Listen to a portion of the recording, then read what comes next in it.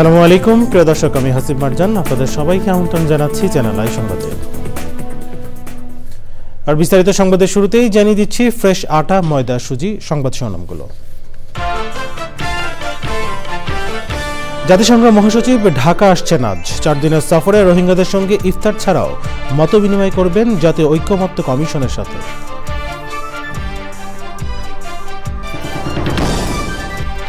কিছু লোভী রাজনৈতিক দল নির্বাচনের বিরোধিতা করছে অভিযোগ বিএনপির। জনপ্রিয়তাহীন দল যে কোনো উপায়ে ক্ষমতায় যেতে চায় মন্তব্য। পাকিস্তানের ট্রেনে জিম্মি সংকটের অবসান, 3 শতাধিক যাত্রী উদ্ধার, 33 সন্ত্রাসী নিহত বলে দাবি সেনাবাহিনী। বিশিষ্ট শিল্পপতি ও সাবেক তত্ত্বাবধায়ক সরকার উপদেষ্টা সৈয়দ মঞ্জুর এলাহীর মরদেহ ঢাকায়। বরেণ্য উদ্যোক্তার মৃত্যুতে প্রধান উপদেষ্টার শোক। ইসলামের ইতিহাসে গুরুত্বপূর্ণ মাইলফলক উত্তর আফ্রিকার মরক্কো। প্রকৃত জীববৈচিত্র্য সংরক্ষণে দেশটিতে নানা উদ্যোগ। এবং আন্তর্জাতিক ক্রিকেটকে বিদায় জানালেন বাংলাদেশের অলরাউন্ডার মাহমুদুল্লাহ রিয়াদ। 3 ফরম্যাটে বর্ণাঢ্য ক্যারিয়ারের ইতি।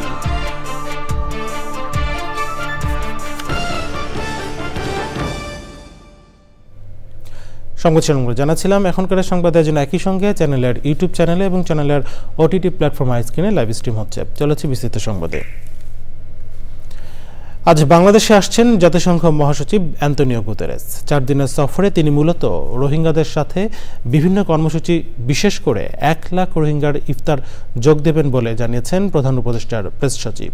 প্রেস উইংয়ের নিয়মিত সংবাদ সম্মেলনে জানানো হয়েছে, সফরকালে সরকারের ঐক্যমত্য কমিশনের সাথেও মত বিনিময় করবেন জাতিসংঘ মহাসচিব। চকর মালিতার রিপোর্ট। মিয়ানমার থেকে বাংলাদেশে আশ্রয় নেওয়া রোহিঙ্গাদের অবস্থা সরজমিনে দেখতে বৃহস্পতিবার বাংলাদেশে আসছেন জাতিসংঘ মহাসচিব অ্যান্তোনিও গুতেরেস। 2017 সালের পর জাতিসংঘ মহাসচিবের এটি বাংলাদেশ সফর। এ বিষয়ে জানাতে প্রধান উপদেষ্টার প্রেস উইংয়ের সংবাদ সম্মেলন। বাংলাদেশের জন্য এটা খুবই ইম্পর্টেন্ট একটা ভিজিট।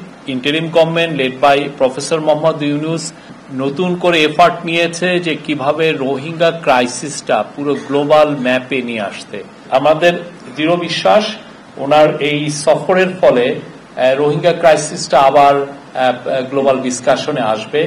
রোহিঙ্গাদের যে ওদের জন্য যে হিউম্যানিটারিয়ান যেটা এইড, এটা শার্পলি ডিক্লাইন করেছে। আমরা আশা করছি যে তার ভিজিটের মাধ্যমে এইটা এফার্টগুলো রিডাবল হবে to mobilize aid for the Rohingya people. সফরের বিস্তারিত জানান ডেপুটি প্রেস সচিব। আগামীকাল আসবেন বিকাল 5টায় বাংলাদেশে। প্রথম দিন আমরা ওনার কোনো এঙ্গেজমেন্ট নেই, উনি আসবেন এবং মূলত ওনার এবং উনি চলে যাবেন হচ্ছে 16 তারিখ ঢাকা। উনি আসার পর শুক্রবার আমাদের মাননীয় প্রধান উপদেষ্টা এবং পররাষ্ট্র উপদেষ্টা ওনাদের সাথে সাক্ষাৎ করবেন। সাক্ষাৎ করে উনি আসলে রোহিঙ্গা ক্যাম্পে চলে যাবেন। ইউএন সেক্রেটারি জেনারেল উনি কক্সবাজার থেকে সরাসরি চলে যাবেন রোহিঙ্গা ক্যাম্পে।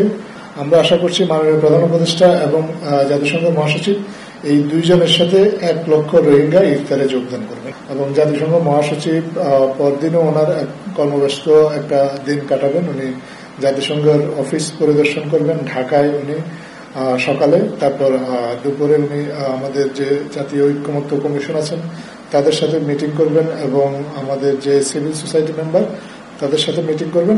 শনিবার সফর নিয়ে রাজধানীতে আনুষ্ঠানিক সংবাদ সম্মেলন করবেন জাতিসংঘ মহাসচিব। সাক্ষাৎ করে চকর মালিথা, চ্যানেল আই, ঢাকা। কিছু লোভী রাজনৈতিক দল নির্বাচনের বিরোধিতা করছে বলে অভিযোগ করেছে বিএনপি। রাজধানীতে বিএনপির 31 দফার কর্মশালায় স্থায়ী কমিটির সদস্য মির্জা আব্বাস অভিযোগ করেন, জনপ্রিয়তা নেই এমন দল যে কোনো উপায়ে ক্ষমতায় যেতে চায়। জুন-জুলাইয়ের মধ্যেই নির্বাচনের তারিখ ঘোষণা করা যায় এমন মন্তব্য করে তিনি বলেছেন, চাঁদাবাজি, অপকর্ম করে বিএনপির উপর দায় চাপানো হচ্ছে। আরও জানাচ্ছেন রাহুল রায়। রাষ্ট্রকাঠামো বিনির্মাণে 31 দফা অনেক আগিয়ে দিয়েছে বিএনপি। এ নিয়ে দেশব্যাপী নানা কর্মশালাও করছে দলটি। রাজধানীতে ঢাকা মহানগর দক্ষিণ বিএনপির আয়োজনে কর্মশালায় প্রস্তাবিত 31 দফা মানুষের কাছে পৌঁছে দেওয়ার কথা বলেন দলের নেতারা। কথা বলেন নির্বাচন সহ অন্যান্য বিষয়েও। কেন অযথা বিলম্ব হবে নির্বাচনের জন্য? নির্বাচন যদি দিতেই হয় এখনই কেন নয়? কিছু লোভী রাজনৈতিক দল আছে যারা শুধুমাত্র বিরোধিতার জন্য বিরোধিতা করে, কার্যকর কোনো বিরোধিতা নয়। পাকিস্তান সৃষ্টির লগ্ন থেকে ভারত বিভক্তির থেকে শুরু করে আজ পর্যন্ত শুধু বিরোধিতাই করে গেল। তারা দেশকে ভালোবাসে না, দেশের মানুষকে তারা ভালোবাসে না। তারা ভালোবাসে যেভাবেই হোক ক্ষমতায় থাকতে হবে, যেভাবেই হোক ক্ষমতায় যেতে হবে। হেফাজতে ইসলাম বাংলাদেশের ইফতার মাহফিলে যোগ দিয়ে ঐক্য ধরে রাখার কথা বলেন বিএনপির স্থায়ী কমিটির সদস্য সালাউদ্দিন আহমেদ। আসুন সবাই মিলে একটি শক্তিশালী একটি জাতীয় সংসদ বিনির্মাণ করি, যেখানে সকল সংস্কার প্রস্তাবগুলো আলাপ আলোচনার মধ্য দিয়ে জাতীয় ঐক্যমতের ভিত্তিতে গৃহীত হবে এবং সেই সংবিধানকে আপনারা নতুন সংবিধান হিসেবে অভিহিত করুন। বিএনপি নেতারা দলীয় নেতাকর্মীদের সতর্ক করে বলেছেন, নেতাকর্মীদের প্রমাণ করতে হবে তারা জনগণের বন্ধু। এটা হতে দেওয়া যাবে না। রাহুল রায়, চ্যানেল আই, ঢাকা। পাকিস্তানের বেলুচিস্তানে ট্রেনে জিম্মি পরিস্থিতির অবসান হয়েছে। সন্ত্রাসীদের কবল থেকে ৩০০-র বেশি যাত্রীকে মুক্ত করেছে দেশটির সেনাবাহিনী। অভিযানে ৩৩ জন সন্ত্রাসী নিহত হয়েছে। মঙ্গলবার Baloch liberation army BLA rail line উড়িয়ে দিয়ে ট্রেনে হামলা চালায় এবং যাত্রীদের বন্দী করে। অভিযানের আগে ২১ জন বেসামরিক নাগরিক ও ৪ সেনা সদস্যকে হত্যা করা হয়। সেনাবাহিনী হেলিকপ্টার ও শতাধিক সেনা মোতায়েন করে ৩০ ঘন্টার অভিযান চালিয়ে জিম্মিদের মুক্ত করে। বুধবার সকালে ১০০ জনকে নিরাপদে সরিয়ে নেওয়া হয়। পাকিস্তান সেনাবাহিনী জানিয়েছে, হামলায় জড়িতদের দ্রুত বিচারের আওতায় আনা হবে এবং পুরো এলাকায় তল্লাশি অভিযান চলবে।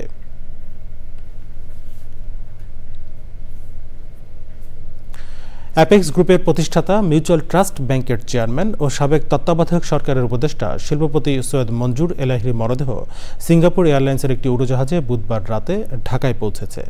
৮৩ বছর বয়সে বুধবার সকালে সিঙ্গাপুরের একটি হাসপাতালে তিনি শেষ নিঃশ্বাস ত্যাগ করেন। ইস্ট ওয়েস্ট ইউনিভার্সিটিতে প্রথম ও গুলশান আজাদ মসজিদে দ্বিতীয় জানাজা শেষে তাকে বনানী কবরস্থানে স্ত্রী নীলুফার মঞ্জুরের একই কবরে দাফন করা হবে। সৈয়দ মঞ্জুর এলাহির মৃত্যুতে শোক জানিয়েছেন প্রধান উপদেষ্টা মোহাম্মদ ইউনূস। শোক জানিয়েছেন বিএনপি মহাসচিব মির্জা ফখরুল ইসলাম আলমগীর। এরপর আরও জানাচ্ছেন লুৎফর রহমান সোহাগ। বহুজাতিক কোম্পানির চাকরি ছেড়ে শিল্প উদ্যোক্তা হওয়ার পথ বেছে নিয়েছিলেন সৈয়দ মঞ্জুর এলাহি। কলকাতা বিশ্ববিদ্যালয় ও ঢাকা বিশ্ববিদ্যালয় থেকে অর্থনীতিতে উচ্চশিক্ষা নেওয়া এই উদ্যোক্তার হাত ধরেই বাংলাদেশ থেকে চামড়ার জুতার রপ্তানি শুরু হয়। ১৯৭২ সালে চামড়া বিক্রির ব্যবসা শুরু করা সৈয়দ মঞ্জুর এলাহি ৪ বছর পর ঢাকার হাজারীবাগের ওরিয়ন ট্যানারি কিনে প্রতিষ্ঠা করেন অ্যাপেক্স ট্যানারি। দেশের বাজারের জনপ্রিয় ব্র্যান্ড অ্যাপেক্স এখন বাংলাদেশের শীর্ষ জুতা রপ্তানিকারক প্রতিষ্ঠানও। শিল্পপতি সৈয়দ মঞ্জুর এলাহি ১৯৯৬ ও ২০০১ সালে ২ দফায় সাবেক তত্ত্বাবধায়ক সরকারের উপদেষ্টার দায়িত্ব সামলিয়েছেন। ছিলেন বেসরকারি মিউচুয়াল ট্রাস্ট ব্যাংকের প্রতিষ্ঠাতা চেয়ারম্যান। সংগঠক হিসেবে সৈয়দ মঞ্জুর এলাহি বাংলাদেশ অ্যাসোসিয়েশন অব ব্যাংকসের চেয়ারম্যান, সেন্টার ফর পলিসি ডায়ালগের ট্রাস্টি বোর্ডের সদস্য, ঢাকা বিশ্ববিদ্যালয় অ্যালামনাই অ্যাসোসিয়েশনের সভাপতির মতো দায়িত্বে ছিলেন। কর্মপ্রাণ সৈয়দ মঞ্জুর এলাহি সিঙ্গাপুর থেকে বুধবার রাতে ঢাকায় ফিরেছেন কফিনবন্দি হয়ে। বৃহস্পতিবার সকাল 10:30টায় ইস্ট ওয়েস্ট ইউনিভার্সিটিতে প্রথম জানাজা ও জোহরের নামাজের পর গুলশান আজাদ মসজিদে দ্বিতীয় জানাজা শেষে বনানী কবরস্থানে তাকে দাফন করা হবে। লুৎফর রহমান সোহাগ, চ্যানেল আই, ঢাকা। উত্তর আফ্রিকার মুসলিম সংখ্যাগরিষ্ঠ রাষ্ট্র মরক্কো ইসলামের ইতিহাসে গুরুত্বপূর্ণ স্থান দখল করে আছে। দেশের অন্যতম গুরুত্বপূর্ণ অর্থনৈতিক খাত পর্যটন। অ্যাটলাস পর্বতমালা, মিনারা গার্ডেন, হাসান মসজিদ সহ মরক্কোতে রয়েছে বিভিন্ন ঐতিহাসিক পর্যটন স্থাপনা। পাশাপাশি নানা উদ্যোগের মাধ্যমে সংরক্ষণ করা হচ্ছে মরক্কোর প্রকৃতি ও জীববৈচিত্র্য। মরক্কোর প্রকৃতি ও ইসলামিক নিদর্শন নিয়ে আফরোজা হাসির ডেস্ক রিপোর্ট। আটলান্টিক মহাসাগর তীরবর্তী দেশ মরক্কো। দেশটির আরবি নামের অর্থ পশ্চিমের রাজ্য। প্রাচীন প্রস্তর যুগ থেকেই দেশটিতে জনবসতি ছিল। ৭ম শতাব্দীর মাঝামাঝি সময়ে ইসলাম ধর্মের বিকাশ ঘটে মরক্কোয়। মরক্কোর ভূখণ্ড মূলত পাহাড়ি, তবে দেশটির উত্তর পশ্চিমে রয়েছে উর্বর কৃষিজমিও। মরক্কো জুড়ে হাজার হাজার মসজিদ, মাদ্রাসা ও ইসলামিক স্থাপনা রয়েছে।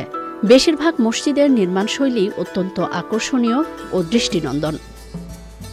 পাহাড়, মরুভূমি, সমতল ও সাগর মিলিয়ে বৈচিত্র্যময় প্রকৃতির অধিকারী মরক্কো। ক্যাকটাস, কাটাগুল্মসহ বিচিত্র উদ্ভিদ, পাখি ও প্রাণীর দেখা মেলে মরক্কোর প্রকৃতি ও পরিবেশে।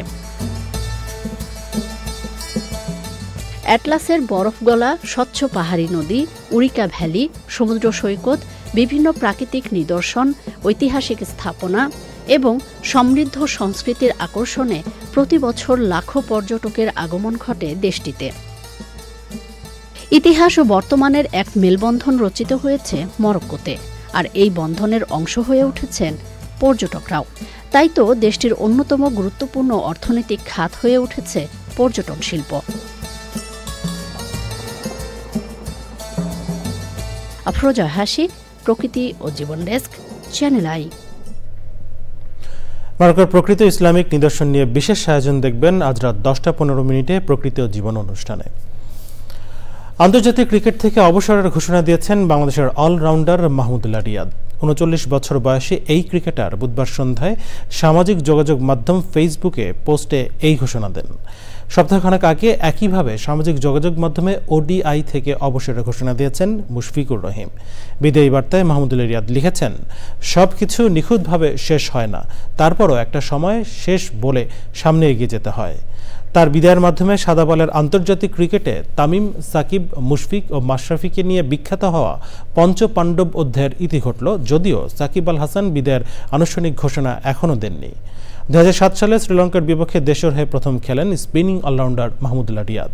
50 টেস্ট, 238 ওডিআই এবং 141 টি-20 ম্যাচে 11,000 রান করেছেন তিনি। এর মধ্যে 2015 সালের ওয়ানডে বিশ্বকাপে ইংল্যান্ড ও নিউজিল্যান্ডের বিপক্ষে পরপর 2 ম্যাচে সেঞ্চুরিও আছে তার।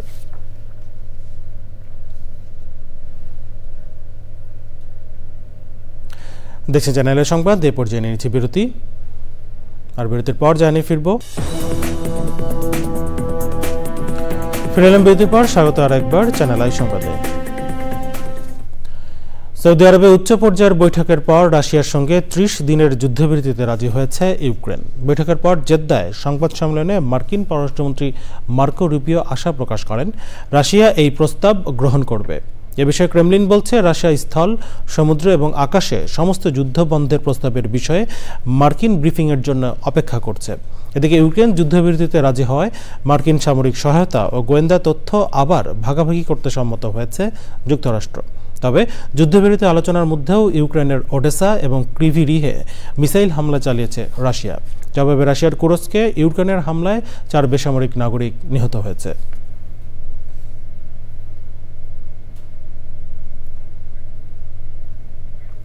এরপর যা রয়েছে কৃষি সংবাদ।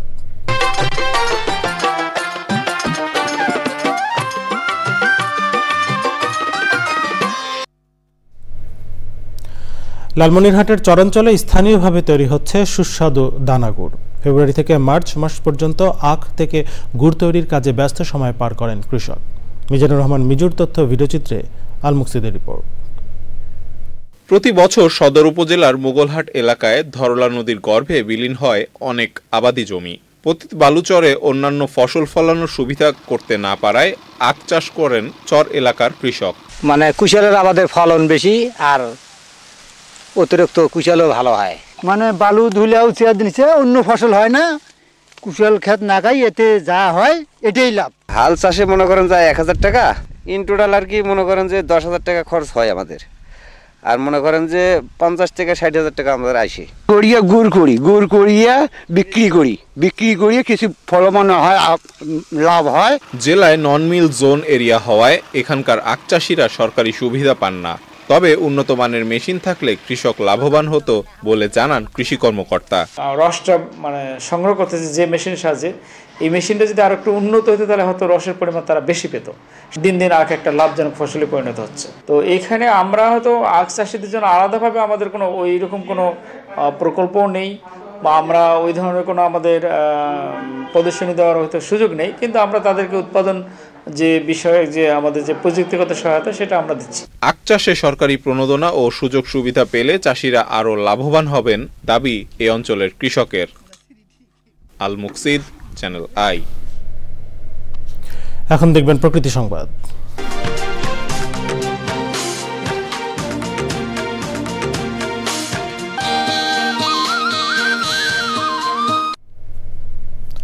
চাঁপাইনবাবগঞ্জের মহানন্দা নদীতে রাবার ড্যামের কারণে ভাটি অঞ্চলে দেখা দিয়েছে তীব্র পানি সংকট। উজানে 70 কিলোমিটার নদীতে পানি থাকলেও ভাটির প্রায় 26 কিলোমিটার এলাকা শুকিয়ে চরে পরিণত হয়েছে। এতে একদিকে ফসল উৎপাদন ব্যাহত হয়, দেখা দিচ্ছে খাদ্য সংকট, অন্যদিকে হুমকিতে প্রাণ প্রকৃতি। পানি সংকট নিরসনে দ্রুত প্রয়োজন উদ্যোগের তাগিদ ভুক্তভোগীদের। চাঁপাইনবাবগঞ্জ প্রতিনিধি আশরাফুল ইসলাম রঞ্জুর তথ্য ভিডিওচিত্রে আফরোজা হাসির রিপোর্ট। মহানন্দায় রাবার ড্যাম বাস্তবায়নের পর থেকেই বাধার মুখে পড়ে ভাটি অঞ্চলের পানি প্রবাহ। নদীর বুকে জেগে ওঠে ছোট বড় অসংখ্য চর। পানি শূন্য হয়ে পড়ে আশপাশের এলাকার টিউবওয়েল ও কুয়া। চরম পানি সংকটে কমতে থাকে শত শত একর জমির ফসল উৎপাদন। দীর্ঘ 3 বছর ধরে পানি সংকটে নাজেহাল স্থানীয়রা। বারবার আবেদন করেও সমস্যা সমাধানে কর্তৃপক্ষ পদক্ষেপ নেয়নি বলে অভিযোগ তাদের। অগভীর নলকূপে পানি পাওয়া যাবে না, ইন্দারা তো পানি পাওয়া যাবে না। পানির স্তর ঠিক রাখতে গেলে হয় রাবার ড্যাম উড়ে দেবে, না পিছনে আর একটা রাবার ড্যাম দিতে হবে যেন আমাদের পানি বদ্ধ থাকে। পানি যেন আমরা সুন্দরভাবে পাই, এটা খুঁড়ে আমরা যেন পানি দিতে পারি। এটা চর পড়ে গেলে তো বতিও দিতে পারবে না, আরও কেউ দিতে পারবে না। পানিটা গতি বেগে যেতে পারছে না, ওই জন্য চর পড়ে গেছে। চর পড়ার কারণে আমাদের পানিটা পাচ্ছি না। তবে মহানন্দা নদীর ভাটি অঞ্চলে পানি প্রবাহ ঠিক রাখতে চর ড্রেজিং সহ প্রয়োজনীয় পদক্ষেপ গ্রহণের আশ্বাস দিয়েছে পানি উন্নয়ন বোর্ড। ডাউন স্ট্রিমে যে 26 কিলোমিটার রয়েছে, সেই 26 কিলোমিটার অংশে পানির প্রবাহ কম থাকবে, আপ স্ট্রিমে বেশি থাকবে, এটাই স্বাভাবিক। এবং এখানে যাতে পানির প্রবাহ থাকে এজন্য এটা আমাদের মাথায় রয়েছে এবং এটা নিয়ে আমরা ঊর্ধ্বতন কর্তৃপক্ষের কাছে জানিয়েছি বিষয়টা। এইটা নিয়মিত বেসিসে খনন করতে হবে। খননের প্রকল্প আসলে পরে আমরা খনন করে দেব। আশ্বাসে সীমাবদ্ধ না থেকে চর অপসারণ সহ পানি সংকট নিরসনে কার্যকর উদ্যোগের তাগিদ ভুক্তভোগীদের। আফরোজা হাসি, প্রকৃতি ও জীবন ডেস্ক, চ্যানেল আই। জানাবো খেলার খবর। সংবাদ শিরোনামগুলো জানিয়ে দিচ্ছি আরো একবার। জাতিসংঘ মহাসচিব ঢাকা আসছেন আজ। 4 দিনের সফরে রোহিঙ্গাদের সঙ্গে ইফতার ছাড়াও মত বিনিময় করবেন জাতীয় ঐক্যমত্য কমিশনের সাথে।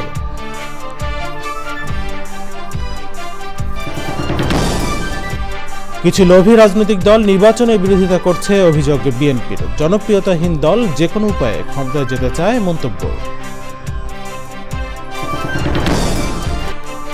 পাকিস্তানের ট্রেনে জিম্মি সংকটের অবসান, 3 শতাধিক যাত্রী উদ্ধার, 33 সন্ত্রাসী নিহত বলে দাবি সেনাবাহিনী।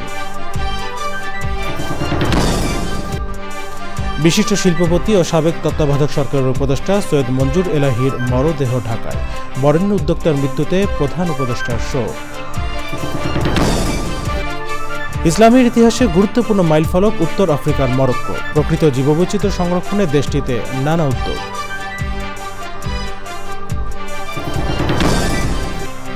এবং আন্তর্জাতিক ক্রিকেটকে বিদায় জানালেন বাংলাদেশের অলরাউন্ডার মাহমুদুল্লাহ রিয়াদ। 3 ফরম্যাটে বর্ণাঢ্য ক্যারিয়ারের ইতি।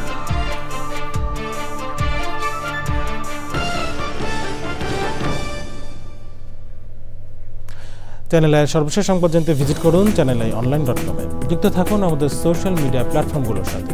এই ছিল চ্যানেলের সংবাদ এখনকার আয়োজন। এতক্ষণ সাথে থাকার জন্য ধন্যবাদ সবাইকে।